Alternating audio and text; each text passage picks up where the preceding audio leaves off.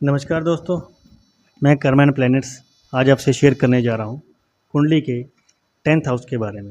दोस्तों, कुंडली का जो 10वां भाव है वो बहुत ही महत्वपूर्ण रोल प्ले करता है हर इंसान के जीवन में, क्योंकि ये पिता का स्थान तथा पिता का स्टेटस, आपका मान सम्मान, राजयोग, आपकी नौकरी, आपकी जीविका का संसाधन सभी तय करने वाला भाव है।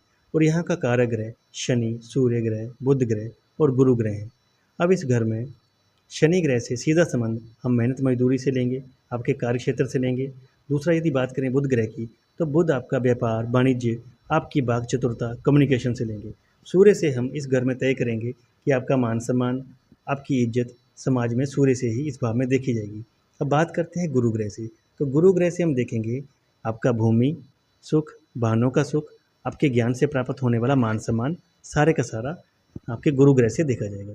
और दूसरी बात ध्यान देने वाली यहाँ पर यह है कि इस भाव के सभी कारक ग्रह सूर्य, बुध, गुरु, शनि मजबूती वाले ग्रह हैं, जो किसी भी इंसान की लाइफ की फाउंडेशन बनाने में बहुत ही बड़ा रोल निभाते हैं। अब यदि कोई इंसान स्टडी कर रहा है, कोई नौकरी कर रहा है, या कोई व्यापार कर रहा है, या कोई ज्ञान का प्रचार कर रहा है, तो ये सब कार्य क्षेत्र कर्म क्षेत्र ही तो है।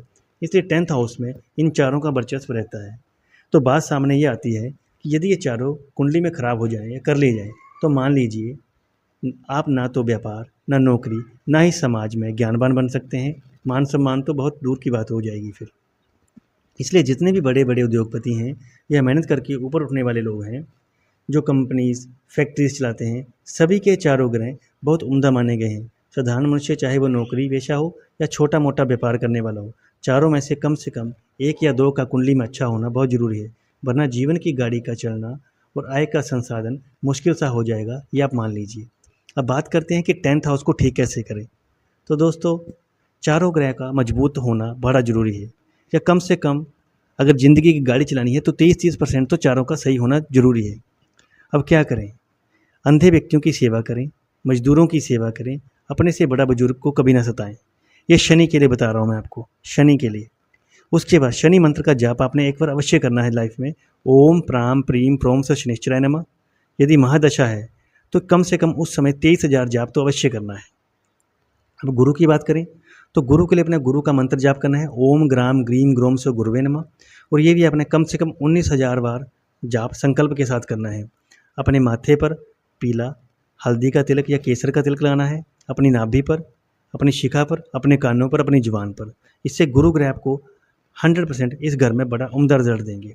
सूर्य के लिए आपने डेली सूर्य को जल अर्पित करना है, लाल सिंदूर और देसी शक्कर डालकर। बुध के लिए आपने बहन, बेटी, बुआ का सत्कार करें और गाय की सेवा करें। बहन, बेटी, बुआ को कभी ना सताएं। और दोस्तों, अब एक महत्वपूर्ण बात कि कितना भी कठिन समय आ जाए, कम से कम 3 साल से पहले कुछ भी हो जाए, आपने अपने कार्य क्षेत्र या काम को चेंज नहीं करना है। झेलते रहना है जितनी भी समस्याएं आ रही हैं या लोग आपके रास्ते में रोड़ा बन रहे हैं, आप झेलते रहें, सहन करते रहें। 100% आप देखेंगे कि कम से कम जब आप 3 साल इस चीज़ को झेल लेंगे एक ही स्थान पर, तो आप देखेंगे कि 3 साल के बाद ये सारी दिक्कतें धीरे धीरे करके ख़त्म हो जाएंगी और दोस्तों उसी स्थान पर आपकी तरक्की होनी शुरू हो जाएगी। ये एक बहुत बड़ा नियम है 10th हाउस को एक्टिवेट करने का। धन्यवाद। जय माता दी।